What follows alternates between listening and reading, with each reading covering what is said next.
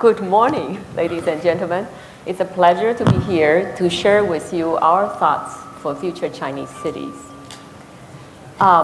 We know that the top 600 cities by year 2025 will still generate 60% of the world's GDP, but the list of cities are changing. The economic geography has shifted from the west towards east. And of the top 50 cities that's ranked by GDP are illustrated here on this plan. And there are quite a number of newcomers. As this darker green here, you can see many of them are in China, some are in India, and other places. China is facing incredible pressure of urbanization. I think its current urbanization is about 52%. And it's projected there are 400 million people are yet to move to the cities in search of jobs and better life. There are 600 Chinese cities. We were often reminded that more than Beijing, Shanghai, Guangzhou. And we have the honor of working in many of them as shown in green. So we have a little more intimate knowledge of these places. The city of Shenzhen. It's changed tremendously in the last 30 years. It started with a 3,000 people fishing village. With the new economic experiment in Shenzhen, it's grown to 14 million people. It's a vibrant place. It's a very new city relatively, and it's got people from all over the place and continue to grow. So many cities like Shenzhen will continue to expand, and they begin to touch each other.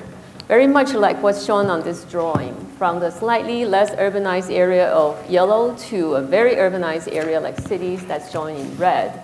As you can see, they are now no longer dots anymore. They begin to touch each other and merge together and form these super megalopolis. There are many of them. However, the top five, just the top five, will constitute 66% of world's economic activities, and 85% of them will be the focus of innovation, intellectual activities, education, and all that.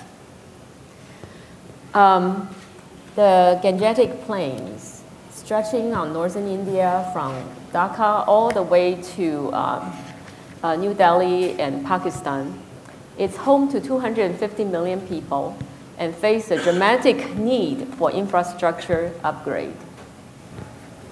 The Bohai Bay region in northern China is focused in Beijing, Tianjin, and Tangong corridor. It's home to 200 million people. It faces tremendous need for urbanization, massive expansion, and urban immigration. Similarly, the Yangtze River Delta in the middle part of China, from Shanghai, Nanjing, Wuhan, Chongqing, to Chengdu. It's home to 200 million people. It has the same urbanization need. Whereas the European core, the home to 100 million people, face slightly different challenges, especially in the aging population. In North America, surprisingly, the focus of the largest megalopolis is actually in the Great Lakes region. It's home to 60 million people, and it's basically the North American industrial heartland. So it has a lot of regeneration, brownfield cleanup issues, and also the need, as many other regions, for upgrading its infrastructure for a more environmentally sustainable urban region. So what are the issues we are facing in designing cities? And these are the same in these megalopolis as well as in China. Especially with the rapid growth in Asia and African cities, the negative environmental impact is one of the most daunting one, from industrialization, from traffic, and just from how we use resources. And the other problem is poverty and the need for affordable and low-income housing. The housing need is tremendous, especially in developing countries. Climate change, with the projected 1.4 meter rise in sea level, About 600 million people along the coastal region will be at risk. The energy, emission, and management of waste. We are all very aware of it. How do we plan for the future to address these issues? For instance, in Chicago, we send 85% of our solid waste to landfill. This is really not the way of the future. We are using as much land to bury our waste as well as using it. Is there hope? The city of Copenhagen shows us, yes, if we have the right policy and right approach, we could do it. They are only sending 4% of the solid waste to landfill. And another issue that is the aging population. It's projected that by year 2040, from now until 2040, there will be 1.2 billion people reaching the age of 60 or over. So our cities has to be designed to be friendly and easier for these silver-haired generation. So to guide with all those issues, and I'm sure there are many more, what are the principles moving forward? We propose some of the very key information. I think it's shared among many, many urban planners, urban designers. The cities has to stay compact. We have to be careful in using our very precious land resources, and the cities need to form a connected region. A good and comprehensive green framework is the key to knit this development together and guide growth. Transit services, mobility, walkability are the core to framing the urban development. And we need to focus our cities and create them to encourage synergy and creativity and innovation and continue to improve our quality of life. So I would like to use a few projects that we worked on in China to illustrate what we think the vision for Chinese cities will be. We will begin with the corridor from Beijing, Tianjin to Tanggu, the Bohai region's focus area. This region is stringed together by the high-speed rail, providing incredible accessibility and allowing the city to merge in a much more efficient manner. In Beijing, the east side, the eastern ring side, the CBD area, will have to continue to grow both upwards and sideways in land area to accommodate the tremendous need of the city's central business type of functions. And the challenge is, how do we use very precious land, which is contiguous to existing CBD, and to create a very clear but efficient framework of open spaces to provide the framework that guides this growth and the relief and amenities that city workers and dwellers will need. In Tanggu, the new financial center for the northern part of China, it's planned to focus its development growth, the highest growth, around the regional, around the high-speed rail hub, and then the subway system, transit system. Only a very tight-knit, extensive system of transit services could support very high-density development. Roadways and highways are not the way to go in cities. But besides high-density development, it has a very different network of open spaces along the Hai River. It's got a dedicated wetland to preserve to be a natural preserve, but it will also have promenades, waterfront parks, and all that to complement the little urban parks and plazas and form a comprehensive set of green framework and to form an integrated environmental approach to guide the growth for this area. But CBDs and financial centers are not the only function for cities. It also needs cultural and other type of cities for innovation and for other amenities for the urban dwellers. In this plan, very similarly includes a refinement of the planned subway system to realign it to serve better the higher densities and to guide, to be the support for this higher density development in Tianjin. And it's also designed to be walkable, mixed use, and attractive places for people. Now, moving to southern China, I would like to talk about a project in Guangzhou, a very large project in Guangzhou. The city of Guangzhou has grown a lot too, just like Shenzhen. In 85, it has a population of 5.5 million. And by 2005, it's grown to about 9.5 million population. But, the population growth is only 1.7 times, but the footprint has grown 4.5 times. So, of course, the way we use land is different, industrial land, the way we live is different. But can we continue this exponential growth? I don't think we have enough resources to do that. So we will have to be sure our cities are much more compact and much more efficient. So when we were invited to begin this planning process, we did an analysis of the plan on the table then. So this was the vision then, and it has very large commercial centers, and these 3 very large commercial centers are highlighted in this zone. As you can see that none of these centers are located on the planned transit route, which is here. We've also shown a 5 minutes walking distance here just to show how it relates. So the suggestion was really shifting those urban commercial centers to where the concentration or transit services are and leave the area that's not so well served for slightly lower density development and larger open spaces. The vision then was this beautiful picture, but it also has a problem, especially to us who are interested in tall buildings. This landmark tower, it's said, is in this very generous open spaces here. But to note, this is a landmark in the CBD. It is not a resort hotel. Doesn't people who work there, the businesses that's housed there need to be interacting with other businesses in the business district? The companies here and people here, don't they need to work together? And why are they isolated? So this here is that landmark building sitting a sea of green. And there's another problem. The plan then, the city was also surrounded in a moat of green parks. It may be very nice, but it's really not conducive to create a very efficient and vibrant business centers, which is a stark contrast to Manhattan, lower Manhattan here.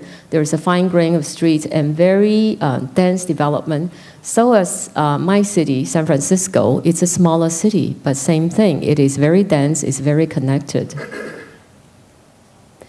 So the new vision was, it's not only area that's, has a landmark tower, but it's also tightly connected to the other businesses in the center, and it's framed on the side with generous green, not in the middle. And there are many design principles, and I would just want to pick a few and share with you. Sea level rise or global warming is a major issue for this region. So the city of Guangzhou and our study areas here, and this is the entire Pearl River Delta. Based on the projection, the sea level rise of 1.4 meters, majority part of the region will be below water.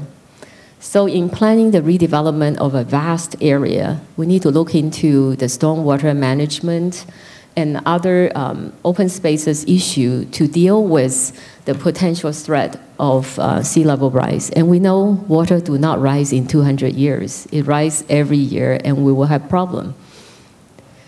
So in the planning approach was leaving larger chunks of land in the urban area to be more contiguous for development and use existing waterways and drainage to bring back the dead ecology, and as a way to provide the open space amenities, provide the ways to cleanse water, and hopefully improve the air quality as well as quality of life. So it will be, as it's illustrated here, in the higher density area, which is transit-oriented areas, and then the area that's slightly less dense beyond the picture, that's where our open spaces are going to be located.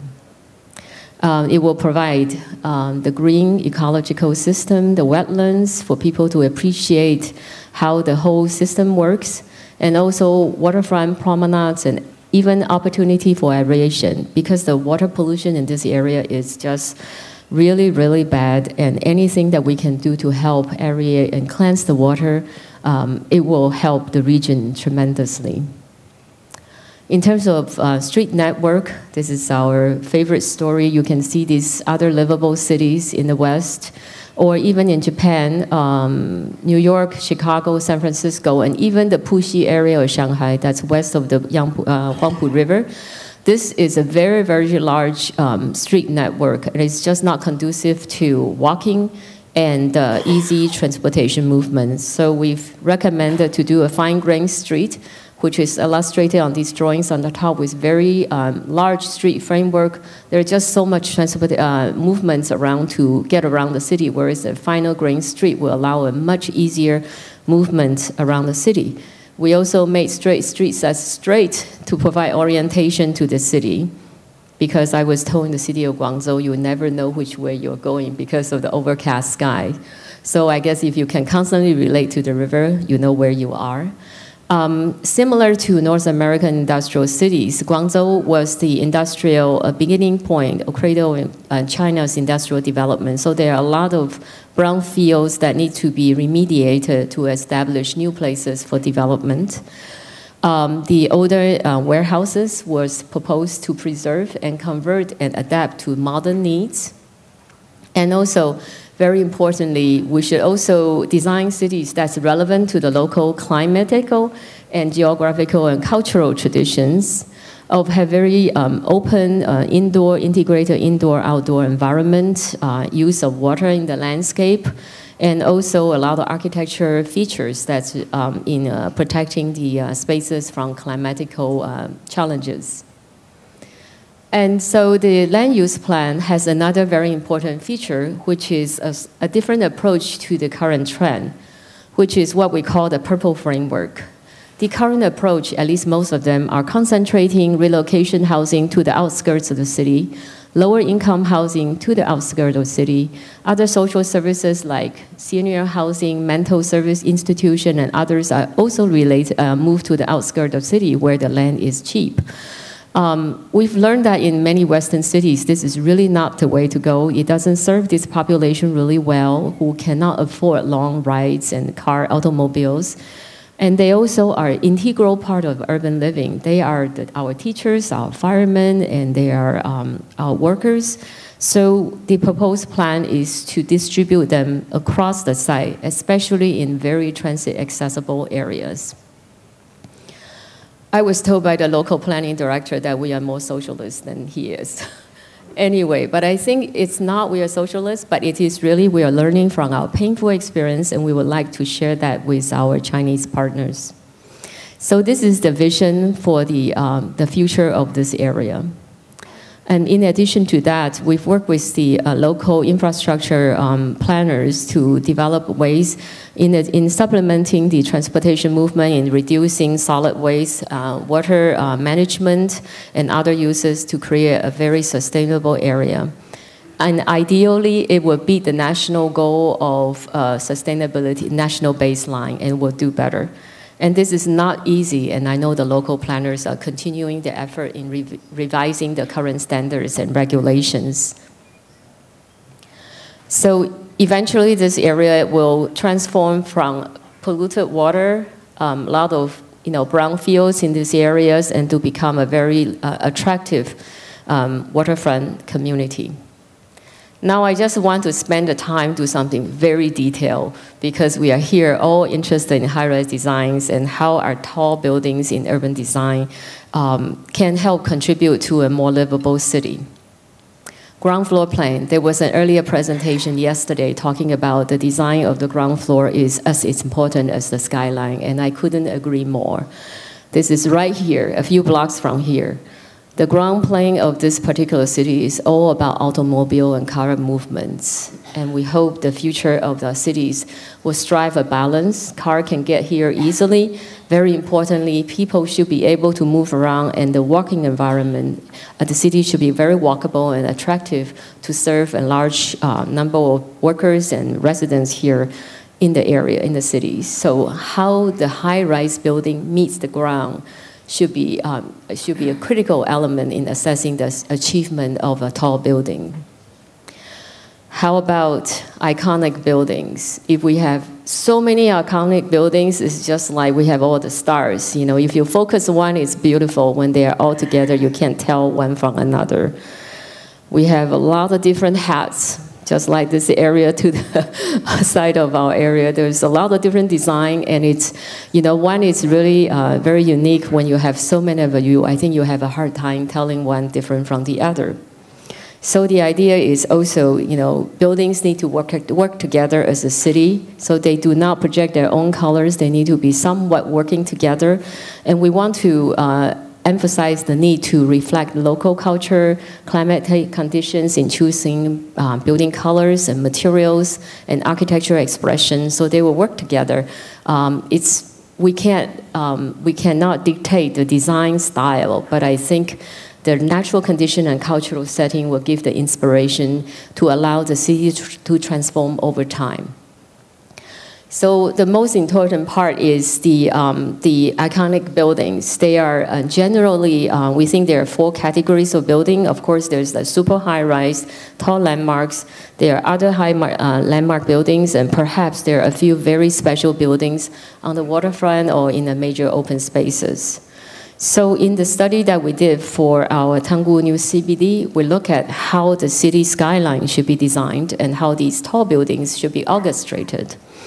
If we have way too many landmarks, it's just visual chaos. But if we have no landmark, they're all background buildings, it's kind of boring too. So how do we put our bucks in a few very focused areas, really create a unique skyline for this city, and put a very special building on the waterfront or in a park to make the city very different? So if we work towards these goals of creating compact and connected city, create a good framework to guide the growth, to have very good transit and walkability, and focus our energy to encourage synergy for innovation and education and intellectual development, and if we can create a connected region, we will have much higher quality of life and much better cities. Thank you.